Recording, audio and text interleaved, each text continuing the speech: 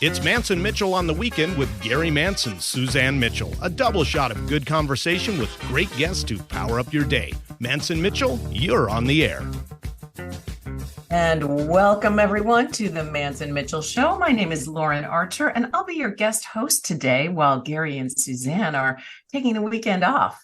Helping me with today's show is your favorite in the studio engineer, tall guy Nathan Miller. Hello, Nathan. Good How are morning, you doing? Lauren, and happy Labor Day weekend to you. Got a little extra day off, I'm sure. Yes, I'm going to be enjoying it with some friends. We are here in the Seattle area, and I know we have people listening all over the country, so I want to welcome everyone who is here today. You have any fun plans for the weekend, Nathan? I'm actually going to be flying out of SeaTac Airport on Labor Day Monday, so wish me the best of luck with those TSA lines, but going out over to the Kentucky area to see my niece and attend a Mariners game. They're going to be in Cincinnati as well. Lots of things going on all over a few days. So it's going to be a jam-packed few days coming up. Very, very fun. Well, I hope that all of our listeners have some ways to enjoy the weekend. We're going to give you some fun things to think about, and maybe you'll have some stories to tell after this weekend, because my guest today is Melissa Reaves. Melissa is an executive storytelling mentor and advisor who helps professionals hone the craft of business storytelling. And I met Melissa several years ago at a cocktail party. We were both standing there with our partners, holding a glass of wine, looking at each other going, I know you from somewhere. Yeah, I know. You look super familiar. Was it Eastside Women in Business? No, maybe it was the National Organization for Women. No, that wasn't it. So anyway, after about a dozen comparisons, we chalked it up to past lives. We're kindred spirits and have been friends ever since. So I'm going to give you a little bit of background before I toss the proverbial microphone over to Melissa. So back then when I met her, she was just launching her now thriving company called Story Fruition, where she and her team members mentor executives globally, showing them how to create mind movies that transform hearts and minds. And she has since mentored leaders at Microsoft, Broadcom, World Affairs Council, Washington State University's Executive MBA program, Seattle U's Entrepreneur Program, the Korean Startup Center, and an expansive list of hundreds of startups and nonprofits. Her interactive and entertaining business book, The Storyteller's Mind Movie, hit #1 in business communications. And Melissa's own award-winning storytelling has been seen on the Moth Story Slam stages, multiple podcasts, Fresh Ground Stories, Ignite Seattle, Story Collider, NPR, and PBS. She really walks the storytelling talk. So, Melissa, I know you are on a mission to create millions of amazing, emotionally connected leaders in business across the globe. And I've had the chance to witness firsthand the life-changing power of how this impacts people's lives. How did you get started doing this? Well, first off, thanks, Lauren, for having me on this show. I'm very appreciative. And that was a very nice intro. So thank you. So how did I get started? Well, I started acting at the age of 9. Okay. And an actor is always taught that the only thing that matters is the audience. That when people come into that theater, they want to escape their lives. They want to focus on someone else's world, right? And our job as the actors is to provide that entertainment, as we also are probably teaching some sort of sage lesson in life. My career, however, didn't keep going down the full acting road once my business career took off. And I was in sales and marketing. And then that turned in, which was always about, it was advertising. So it was always about the audience. Once again, like, how are you going to get them to read your ad when you're looking at flipping through the OC Weekly newspaper, which I was working for at the time. Or when I went into ad tech, it was like, it's all about the audience. Target the audience and make sure that they are getting an experience that matters to them.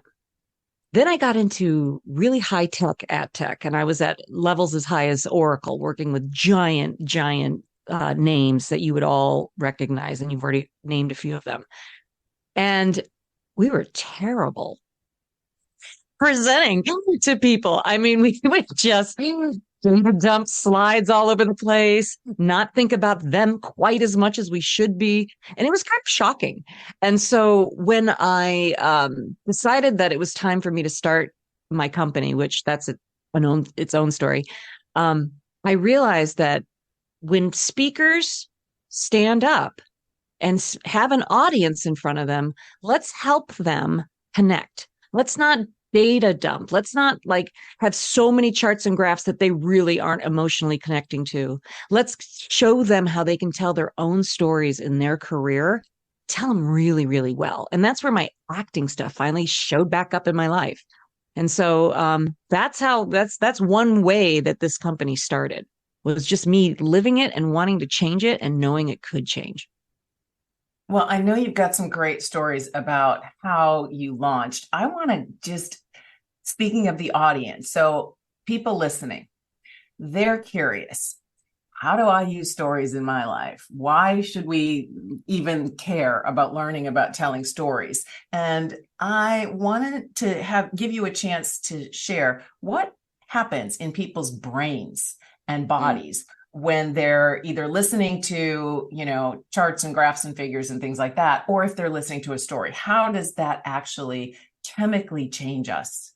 Oh, it's transformative. So think about it. When you've been in a meeting and someone's got a whole bunch of charts and graphs and pie charts, do you get excited? You're like, wow, that's an amazing pie chart. But we need this data, though, in business, because the pie chart's telling us something. It's telling us a story about people in some way, that 78% of these people are like this, and they're very upset about it, and you're the hero. So why wouldn't you want to ignite telling a story? Because what happens when you do that is, so when we're looking at the chart, the neocortex part of our brain is looking at that chart, and it is not emotional. It is looking at numbers. It's looking at graphs. It's just analyzing. So it's like just the intellectual part of our mind. It's the logical, it's the analytical. It's like, so I know a lot of people who are in finance, or they're scientists, and they live in data. And I kind of joke, I'm like, it's like you're living in the neocortex gym. You are buff. You can crunch any number that you see, and it's pretty powerful. Let's cross the street over here to the limbic system. You just painted a picture. A neocortex gym. I love that. And we're going to keep going because we're going to cross the street to the limbic system. And the limbic system is having a party. It's having a good time. It's listening for the story. And it's not even listening to the words. It's listening for the emotion. And when it feels the emotion of what the story is telling, like if it's really poignant, it's going to kick in oxytocin into the brain. And you're going to feel your heart and your giving spirit. So like nonprofits, you should be all over telling stories about your constituents that you serve. Because when those people are kind of buzzed with a paddle in their hand and you open their heart like that, they're going to open their checkbooks as well. So that's very powerful. If you sell something really exciting, like, I don't know, you're a roller coaster salesperson or you're an extreme sports person, you want to hit dopamine, right? And so that's where the way you use your tone, the way you use your words, and the images that you're creating are all becoming pictures inside of our minds. And what's so fun is that now when you are telling the story and it's vivid, we can see it, we can hear it, smell it, taste it, touch it. And we don't even realize consciously, a lot of us don't even realize that is happening. And what you have then is you have the audience's imagination and their biochemical neurotransmitters in the palm of your hand. So knowing that you as a storyteller and a presenter have that power, you have an obligation to keep entertaining them as you educate, or like what I like to say is edutain, And when you do, you're going to have a far more effective response from the audience of more engagement, question asking. They can feel it. They can relate. A lot of times people will say, that reminds me of my friend who went through that. Or, oh my God, I went through that. I'm in. And that's what you want to do. You cannot relate with a chart like you can relate with the story that the chart's saying. Yeah. So I'm hearing that it's making an emotional connection with people. Definitely. So, I know that you've helped people get promoted using storytelling and actually use these skills to elevate their careers. Can you give us an example? Oh, yeah. Seen it several times. And in fact, I think some of Story Fruition's favorite clients are the rising stars, the ones that are brilliant at what they do, but they know or they've been told you're not that good of a communicator. And you've got to be, I mean, storytelling and presentations are essential in business. So if you are boring or drab or scared and nervous, and that's what happens, public speaking is so scary for people. And when I come in and help them go, you know what, you're going to do a presentation, or let's go through the storytelling door. They're like, storytelling? Like, yeah, we're going to find moments in your career or moments in this company where you guys just rocked it. And instead of just saying we surpassed our goal by 201%, let's tell that story. Who was involved, right? Who was there? Who were the players? What were the stakes of going on in that success story that your company was the hero in solving? And so we teach them that. And I have seen time and time again that when they realize how powerful they are and how effective the story thing's going on in the room with them, yes, I have seen elevations in careers. We had an SVP in finance, and that happened to her. And here, if you think about it, like finance is, everyone's pretty much expecting the P&L to be flashed up on that board, right? Right. And, so wait, I'm going to interrupt you. So SVP is what? Senior vice president. So senior vice president of finance. And so she's all money. She knows it. And you could point to anything in any graph and I could say, what happened here? We did not recognize revenue. I'm like, okay, what happened? And then she was like, oh, well, we had this customer that we thought everything was going to go perfectly fine. And we made all of our assumptions. But then we realized that they had some technology that they didn't even know was existing. And for our system to be able to integrate into that, it was kind of like a spider web. But what happened was the engineers came in looking like rock stars and they fixed it. And not only are we going to get the revenue a little later than we planned, but we are also so much more held in regard by the client because they saw how powerful our engineering team could be. I'm like, tell that story. Did not recognize revenue is not nearly as interesting as that. Yeah. And she did. And she did. And she did it. And we had pictures that were representing calm waters versus choppy waters, because every startup goes through ebbs and flows. We all know it. But how do you tell the story of how you're redirecting the boat? And so in the very opening, she said, it's very clear when you learn the stories about what I'm about to share that this team is all in the same boat. And she had an image of a canoe looking straight towards calm waters. And when she said that, everyone in the boardroom cannot help but see themselves in that boat with her. And that is a mind movie. Okay, she's ignited the mind movie, and they're all in there. They're all in that boat. And so when she said choppy waters, we had images of choppy waters. And then it softened, when they had a dip, because that's called business. You have dips every now and then. And that's why you appreciate the flow, right? When it is coming in back the way you wanted it. So yeah, we've seen quite a bit of that. So that is a really great example, because I think a lot of people think that storytelling is not for them, or it's, it's something you do on stage. It's not part of everyday communication. And I think you're really breaking that myth. You're showing that it can be used in so many different capacities. So that was one example of how someone really in the executive suite, a senior vice president in finance, used storytelling to elevate her career. What would be another example that maybe people don't think of how we can use storytelling to change lives? Oh, yeah. Well, and just to top it off, she did get CFO. She got Chief Financial Officer. And when she was done with that presentation, the chairman of the board said that was the best unpacking of a P&L I have ever seen. Wow. So that was good. Wow. But yes, I mean, we can take the boredom out of the boardroom for sure. I've seen my method used even in one of the driest meetings I think that there is on the planet, and that's a shareholders meeting. I had another CFO that was like, we can be more colorful while we're reporting this. It's a little more stringent there, but you can still do it. But other ways can be like, think about you're in your company, you have town halls, or you have all hands meetings, and you want to talk about the quarter. well, who were your heroes that quarter? Or what were the problems? And as a leader, how do you take that on and be honest and transparent? And do you have personal time in your career prior where you could just tell that story as you're talking to your team, that you can say, so from my experience when I was a teenager, I learned that you need to be patient when you're in an ebb, and you tell that story. So then you say, so this is where we are right now, just like I was when I was a kid, but this is what we can do. And so people will start to, they'll relate to you because they're like seeing you at 17 years old as you're telling this story and you're being vulnerable and real. And that makes you magnetic. So town halls are great. Recruitment, sales, obviously. And something that we're doing with Story Fruition is, because I was in sales forever. So you need stories. Like when you start a company and you're drinking from the fire hose, just all the data that they're throwing at you, and you're trying to learn where the coffee pot is and all that. You really need customer success stories. And these are different than what I typically saw. So we saw mostly customer success case studies.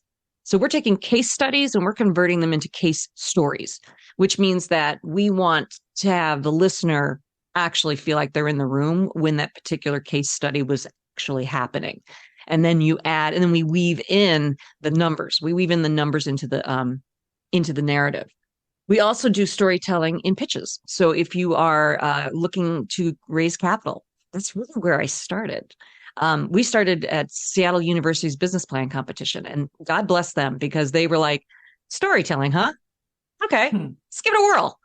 And 4 years later, not only are they keeping Story Fruition as their coaches, but we are now expanding into their MBA program. So please, may the leaders coming out of the MBA program start to learn and master storytelling, because you will draw in so much more success, I think, with recruitment, with clients, with funding, when you become a storyteller. Yeah, I'm remembering examples. I've had the privilege of sitting in the room with you while you were coaching a couple of clients, and there are things that stand out in my mind. And I know that we can't necessarily tell client stories, but for example, someone, in a financial or actuarial position, having gone through a fire and being able to tell a story of what happened when they didn't have fire insurance and the impact of that. I mean, you cannot help but be moved when you hear it, but you've got a particular method that you teach. And I want to spend a few minutes on that. So your book, The Storyteller's Mind Movie, which has hit #1 in business communications, you've got a way that I think the average person can wrap their brain around how to do this. So can you give us just one or two of the frameworks that you use so we can start thinking about, okay, what does this mean in my life? How could I maybe start using some of these ideas to tell a story? Well, grab a notebook and put a timer on for 5 minutes and I'll give you a prompt. Oh, there you go. Right. So there's a lot of prompts in the book. And so what I mean by a prompt is, it's like, I might just say, share time with me when you learned that you are resilient. And just whatever comes up first. And it could be after a divorce or after having 17 children. I know someone has 17 kids. I'm like, you must be resilient. But like, what is a moment that comes up? And then you that's called story mining, where you're starting to look for your own story. And the process that we have is that we start with story mining. We're looking for the moment that you had a realization. The light bulb went over your head and turned on bright. And you went, oh, I get it. That is an aha moment. And those have been happening for about 5 seconds in your life for your entire life. And so what we want to do is we want to find those little beautiful moments when you learn something, because that means you grew. That means you expanded. So when we find that, and people will start talking pretty general at the beginning of their story. And what we do is we go in there and we start mining for the details, because we're looking for, like, someone might say, so the first time that I met Microsoft, they were really, upset about not being able to handle the data in one spot. And it's like, okay, who? Who was it? We can change their name, but what were they like?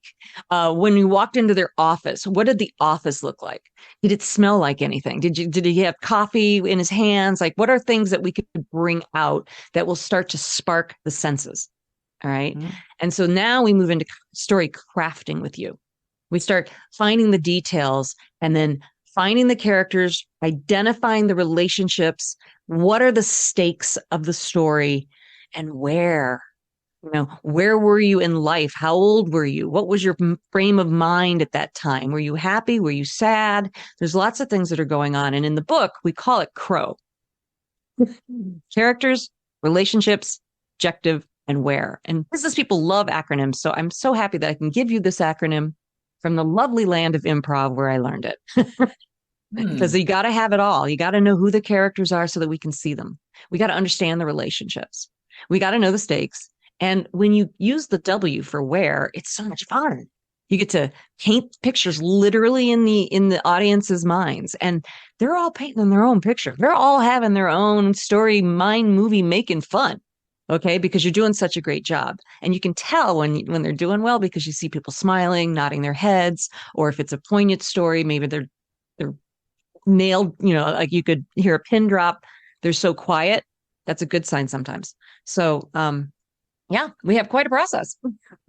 Yeah, I love it. So CROW, characters, relationships, objectives, and where. And you said you learned that from the world of improv, and you were in improv for many years, still are, I believe. I still am, yeah, at Unexpected Productions, yep. Mm-hmm. The home of theater sports for 40 years. I love it. How does that experience overlay into what you're doing with storytelling? Well, it's interesting. So you're in the limbic system, Jim. I work out there a lot. I'm buff in the limbic system, Jim. I'm ripped. Because improv really is just a muscle that you're working to fuel stories. Improvisers are telling stories on the fly. And that's why we had to learn CROW, because, if you and I were in a scene, people need to know, are we sisters? Are we neighbors? Do we like each other, et cetera? So I learned that there. And then when we are in a session with a client, what happens is, and all of my coaches are trained in this too. Most of them are either they all have heavy business experience, but they're also, many of them are storytellers or improvisers, or they've had an acting background. And what we do is the stories are kind of all over the place when we start mining them, right? Because people who are new to this don't know how to make, and it's never going to be linear. There could be time travel going on. There's going to be all sorts of cool stuff that we can do with your story. My improv skills allows me to hear this meandering story, and we might be mining for 20 to 30 minutes. And then I just kind of feel this flow and it's ready to come out. And I'm like, I'm ready. Are you ready? And then I just use my improv skills and I play back their entire story, but I do it in a mind movie way. And it's kind of powerful. I mean, it's really powerful because when they see it done in a mind movie where characters are talking, you can hear my inner thoughts. You know how I'm feeling. You can hear it, see it, smell it, taste it, all of that. When they see that their own story can be told like that, well, it's a beautiful moment. I've seen 57-year-old men hear their own story and come to tears. And it's like you're mirroring it back to them. Like you're listening for their story and you're picking out the key pieces, and then you're able to present it as an actor would on stage using the skills, some of the things that you shared and the dialogue and all that. And then they see it as if they're in the audience. And it sounds like a life-changing experience. We had a client not too long ago say, I don't know how to say this other than I feel like this is really positive therapy. I want to talk because more we were about finding that. great stories. We were finding great stories, and he was realizing how cool he is. Because we're finding his stories, we're capturing them, putting them in storyboards, we're teaching him how he can tell it, where it's still him. I don't expect people to try to be an actor. In fact, most of our clients never stepped on a stage. Mm-hmm. But isn't it helpful to have a coach It's like when I was growing up in the Olympics, there was a Russian gymnast, Nadia Comaneci, and she was blowing it away. She had so many gold medals. Everyone was watching her. She could stick her landing. Like that's what I think when you want to stick your landing, you think in my age group, Nadia Comaneci. Well, wouldn't you want, if you were going to study gymnastics, wouldn't you want her to be your coach? So to have someone who has that experience and has a business background, it's very complimentary to help the client see that they have so much beautiful wisdom. And if they could tell it just more vibrantly, when they see that, it is a pretty beautiful I have goosebumps going on most of the day. I believe it. Yes. Well, I do want to talk more about that and about how so many people don't think that their life even has anything interesting. They don't think that they have interesting stories to tell. But then after working with you and working with this process and listening to the prompts and finding out those aha moments, all of a sudden that they're telling their story in a different way, and it changes how they communicate, but it also changes how they think about themselves. So we're going to go there. I've got a bunch more questions for you. And I also want to make sure that we let people know how we can find you. We're going to do that after the break. Meanwhile, during the break, is there a story prompt that people could be thinking about? You gave us one. Yes. How about this? I love childhood stories. When was a time in your younger life, from teens to early 20s, mostly teens though, or even younger, that you had an indicator of what you do today? But you were good at something that you are doing really well today. Like, so for instance, maybe you had an awesome lemonade stand and you advertised it at 12 years old, and that made you an incredible marketer instinct today that you're doing. That's a great question. All right, we're gonna talk more about stories with Melissa Reaves, author of the Storyteller's Mind movie, after this break. Thanks for listening to Mantz Mitchell. Hi, everybody. This is Anson Williams from Happy Days, and I'm so excited to tell you about American Road. It is the best car travel magazine in the world. They have the most fantastic adventures detailed in each magazine with all your itinerary. We could just jump in the car with your family and have the most fabulous adventures you've ever had in your life. Please get a copy of American Road and start your own adventure. Staying connected with Gary Mantz and Suzanne Mitchell is easy. Just go to mantzandmitchell.com for the latest info on topics and guests. Friend Gary Mantz and Suzanne Mitchell on their Facebook pages and like the Mantz and Mitchell show page at facebook.com/mantzandmitchell. If you're on Twitter, share a follow with Gary and Suzanne at Mantz Mitchell. Join Gary and Suzanne Friday and Saturday mornings at 10 a.m. for an unusual show that covers everything from personal growth to the paranormal. Here's an amazing act. Here's a tremendous act. Here's a startling act. The amazing, the thrilling, the greatest, spectacular, incredible, exciting, wonderful, world famed, most unusual novelty act. The home of the A-team of Alternative Talk is mantzandmitchell.com. Heard right here on Alternative Talk 1150 AM or streaming live from your computer anywhere. Terry Loving wants to help you with your online marketing challenges right now. She has several courses she is giving away to help you get your business working for you online. Yes, giving away. WordPress websites are her specialty, yet her technical skills go way beyond that. Check out her blog at terryloving.com or email her directly at terry@terryloving.com. That's terry@terryloving.com. I'm Gary Mantz. I'm Suzanne Mitchell. We're a couple of baby boomers who bring you a talk radio mix of metaphysics and music, politics, and pop culture. And you never know which celebrity will join us for an interesting conversation. Mantz and Mitchell is Boomer HQ, Friday and Saturday mornings at 10 on 1150 AM KKNW. Your home for alternative talk in Seattle and Western Washington. Want to hear something different from talk radio? Keep your dial on Alternative Talk 1150. And you're listening to the Mantz Mitchell Show. My name is Lauren Archer. I am your guest host today, and we are here with Melissa Reaves, of Story Fruition, author of the Storyteller's Mind movie. And before we went to break, we tossed out a prompt, and we're going to have some fun in the studio. Melissa, I'm going to let you take it, and we're going to invite Nathan to play with us. Yes. Looking forward to this. Yeah, Nathan, you're in the hot seat. So it's not that hot. Don't worry. So yes, we threw out a prompt, and in order for people to really understand and get when I say a mind movie versus someone just telling a story, I thought, well, let's show them. So the prompt was, when was a time in your younger life? It could be teens, maybe even early college. I don't know, Nathan, but you are a sound engineer at a radio station now. Mm-hmm. You seem to really be enjoying your work. When was the first time in your life where you realized that now, when you look back, it makes sense that you're doing this work today? Oh, that is none other than when I took my first broadcasting class in college, community college. And I'll tell you a little bit about how I got there. Before I was a musician, I played in keyboards at my church and then ended up doing like sound engineering and mixing for the house, which I still do today. But I was thinking about making a career about that. So I went to college and started taking audio engineering classes.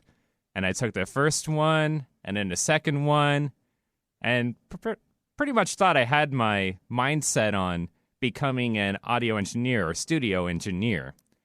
Well, there was another quarter that I was getting ready to take the advanced class, and I didn't have any opportunity to do that because they didn't offer the advanced class during that quarter I was going into. So I was just looking around at other courses because I wanted to do something that was related to audio. And I heard about this basic broadcasting class because you'll work with broadcasting boards and do a little bit of audio work in that. I said, sure, okay, I'll go ahead and do that. Well, I was taking the course, and about 2 weeks into that course, I knew that it was broadcasting that I wanted to do, just the versatility and the stability of it too, because being a studio engineer, that's a lot of like booking, and in a lot of cases is not very stable or consistent work that you need to do. But with the basic broadcasting, I was able to be opened up to that consistency. And I just, like I said, fell in love with it and everything that was going on. And at that point was when I shifted my career focus from audio engineering to broadcasting and communications and media production. And so I took the advanced classes at Bellevue College and ended up going up to Western Washington University. I found out that they had a nice college radio station to get involved with. My kid goes there. Every single quarter I was there. I was involved with their radio station, did that as soon as I could, and then took internships and got involved with a lot of the local low-power radio stations and other forms of media, and ended up here. Awesome. Okay, great. Okay, I'm going to ask a few questions now. So thank you. So we've kind of got an idea of your education of that. I might ask a few weird questions. You're going to be like, what? Sure. What is it about audio that you fell in love with? Like, what is it about it that like is so attractive to you? Because we all listen, we all hear, but I've never thought I've got to study this. Oh, that's a really good question. I grew up being interested in the creation of music. When I started playing piano, I wasn't the typical, take your hands and bang them on the keys and go like bang, bang, bang, bang. I was actually playing this one song. I was really how old? Oh, I had to have been about 3 to 5 years old, very young, on a upright piano. And Ode to Joy, I figured out on my own how to play the tune Ode to Joy by Beethoven. Not the chords, but just the single notes. But I would sit there and study it and figure it out. And so I guess I already had that drive to create sound or music in a way that made sense and enjoyable rather than chaos. There you go. Now, see how interesting that is? At 3 to 5 years old, you already had the instinct. You thought it was college, but it was 3 to 5 years old. So when you were, I kind of relate to this too. So when you were playing that music, who around you was noticing that this 3-year-old is figuring out Ode to Joy? That would have been my and parents what was the and reaction? my grandparents. It was kind of like what I was saying is like, this kid, he's not doing the usual banging on the keys. He's really sitting there and studying and figuring it out. Who said that? My mom said those words specifically. I'm sure my grandparents probably did at some point too, or observed that, but that's where I heard it from was my mom. What? And did your mom start driving that idea to get you into piano lessons and other music lessons, or did you? Okay, so was she a musician? She played. Was the there flute. music running in your family? She played the flute. Okay, and so she understood it. And did anyone else play instruments? That's as much as I know within my family. My brother did clarinet for a bit and bass, but never really took onto it. I mean, he kind of started and then stopped. But as far as like consistent musicians, that's what it would be, me and my mom. How old were you when you first wrote your first song? I have not written a song yet. You haven't written a song, so you just like to study existing music? Mm-hmm. Do covers and then play by ear. And then play like by a ear. church band, I said.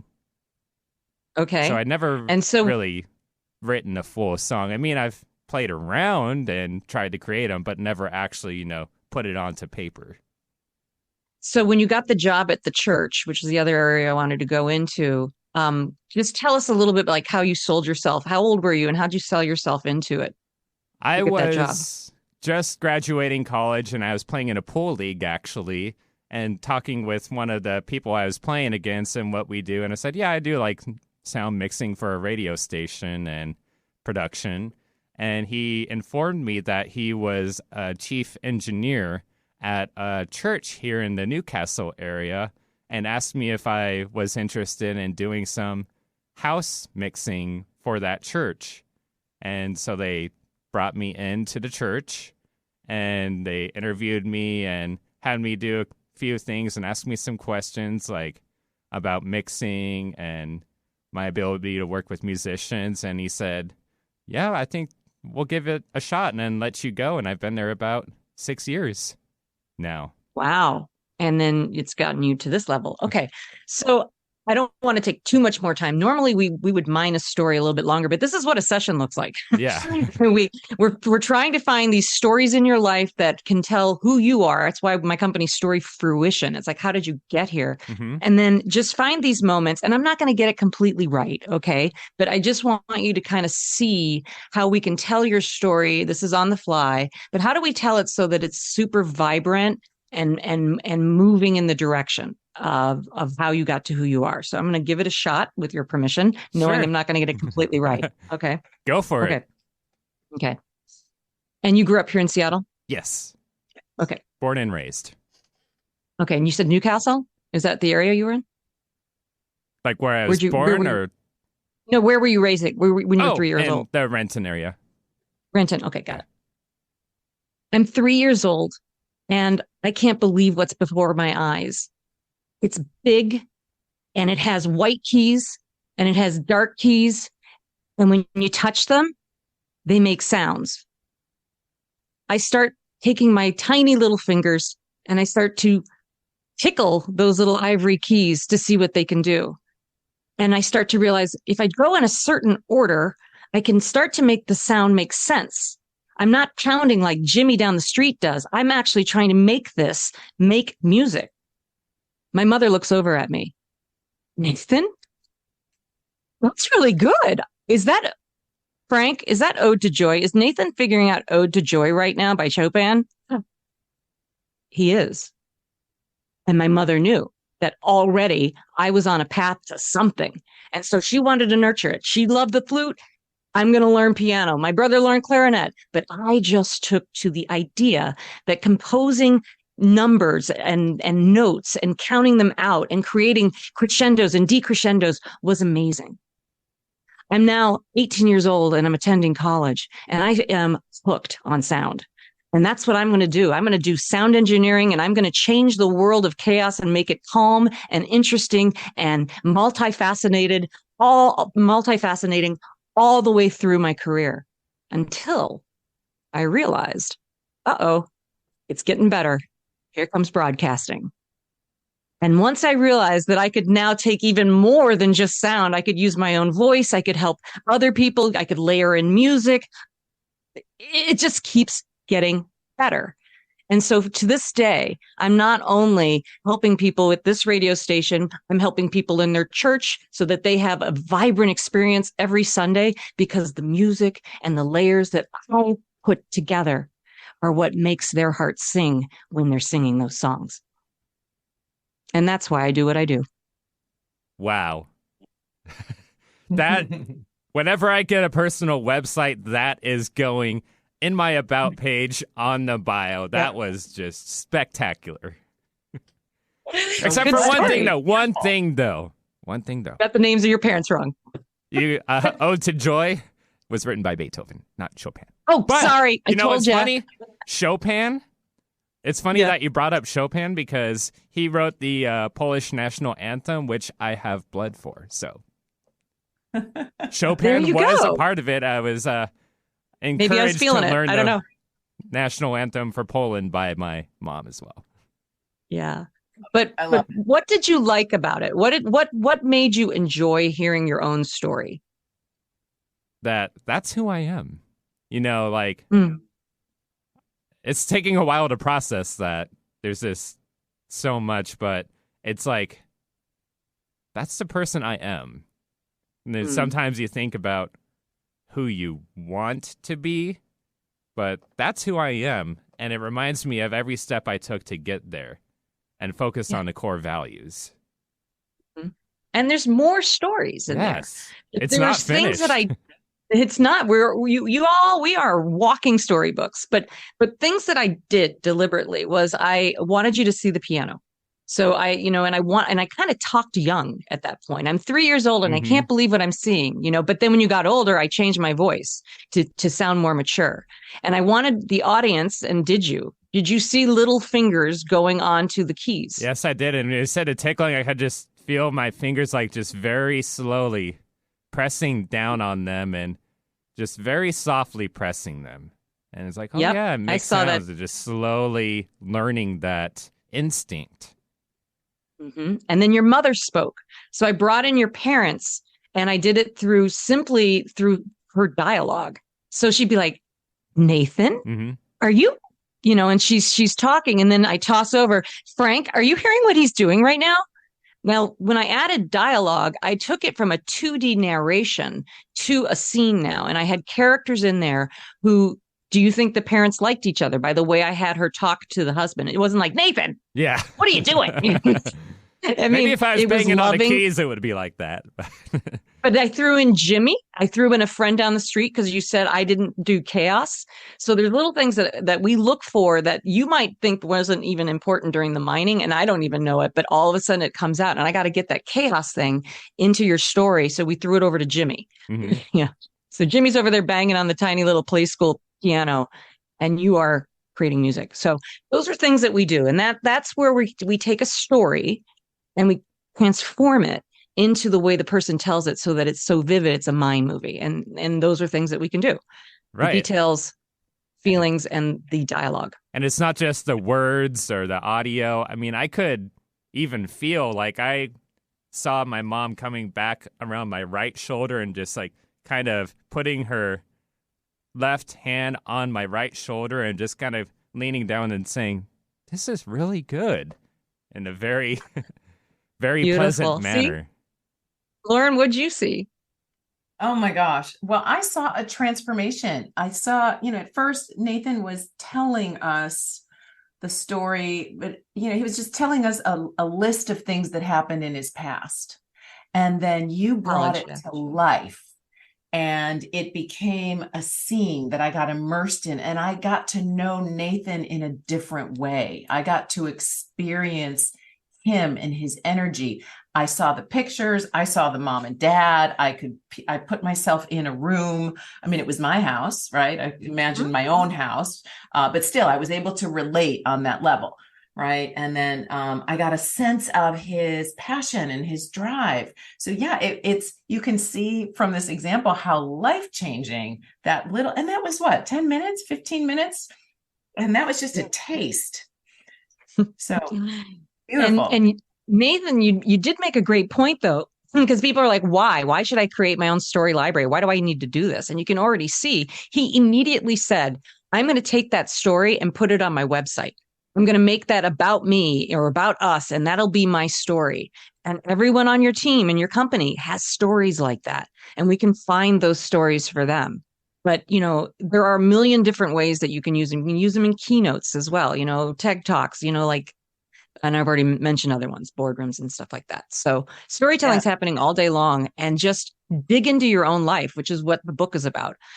Dig into your life. There's a companion journal. I got a ton of prompts in the companion journal, and just let go and see what happens. This would be a good time, I think, to let people know where they can find out more about the work you do, Story Fruition, and how they can work with you, either one-on-one in coaching to elevate their business professionalism, or like we just did with Nathan, if they want to, share a story for their own website, or maybe working with friends and family members. So what will we find? How do we find you? The easiest way is to go to the website. So it's storyfruition.com, Fruition. Sometimes people get stuck on that one, but that's okay. But storyfruition.com. And if you go at the very first thing you'll see at the top is you will see that you can download a free story prompt workbook, a digital one. And it's really fun. So what you'll do is you'll see a whole bunch of questions. It'll be things like, and in the very first page, I just want you to just write down really quickly. So it might be, tell us a story of resilience. When was a time in your childhood that you blank? When did you have to think outside the box? And think about what that might be, and then just write. Then you go down further into the workbook and you get to answer those questions and then write them out. Let them flow out of you. Do not stop. Do not try to, do any grammar corrections. It doesn't matter. We just need to get that little zygote story out of you. And then you can start to nurture it and grow it like we did with Nathan. I love it. So storyfruition.com. And then you can follow us too. Yeah, we're all over socials. Yeah. Social media. Okay, great. Mm-hmm. Yep. And you've got your book, The Storyteller's Mind Movie. That's available on Amazon. Anything you want to share about that? Please, enjoy the book. The processes are all there. I tried to break it down so that it's approachable, it's easy, and you'll know, all different levels of crow. There's a ton of stories from executives that we have found over the course of the years since we've been going on. And very soon there will be the audiobook too, which you'll hear me narrating, but then you'll hear executives telling their stories that represent what I'm teaching in that particular chapter. So I think it's going to be a very entertaining and, well, I should say edutaining audiobook as well. And I do believe, though, like getting all three is important, because when you read it, you lock it into your brain and you can write in it and you can highlight it. The companion journal is where you're going to start to sprout your own stories. And then the audio, you get to listen, you're driving to work. It's a good story to listen to, and you can really lock it in. And it's kind of inspiring when you hear other people who are just like you doing something just like that. And you can too. I love it. Perfect. All right. So everybody be sure to check out storyfruition.com. Melissa Reaves is our guest today, and you can polish your own storytelling skills, and you can see just a little tiny taste of what's possible. There's a story that you share, speaking of audio, about the tone. Can you do a couple of minutes on that, the driving in the car with my dad, and illustrate how our tone of voice, pacing, things like that can really make a difference in how we tell a story? Yes, this is actually a crowd pleaser in when we're doing corporate workshops and we're teaching large people, large audiences, like at once, how the premise of this stuff. But yes, so think about this. This is more mind movie. So if I say I'm driving in the car with my dad, what do you see? Probably not a lot, because I'm not giving you a lot. Okay. But what if I say, it's a Sunday morning and the sky is so blue and I am flying down a back country road with my dad in his red convertible, and we are listening to the Rolling Stones. I totally got in your head. Mm-hmm. Does my relationship with my father seem pleasant by the way I'm talking? Absolutely. Yep. I can hear the tone of your voice. Am I having fun? Yep. Do I like, and when I said backcountry road, were you originally, when I said I'm flying down, as soon as I say backcountry road, that's different than the 405, right? So what did you see in your minds when I said backcountry road? And were you aware of it? Some people are like, I saw fields or mountains, and what's happening is they're entertaining. Okay. Now I'm going to say the same thing. And now watch. It's a Sunday morning and the sky is really blue. And I am flying down a backcountry road with my father in his red convertible, listening to the Rolling Stones. Wow. Same words. Same exact words. Different mind movie. Completely different mind movie. Whoa. All of a sudden, your relationship with your father changes. I can tell there's something, the emotional tone of that changes my perception of the story. Mm-hmm.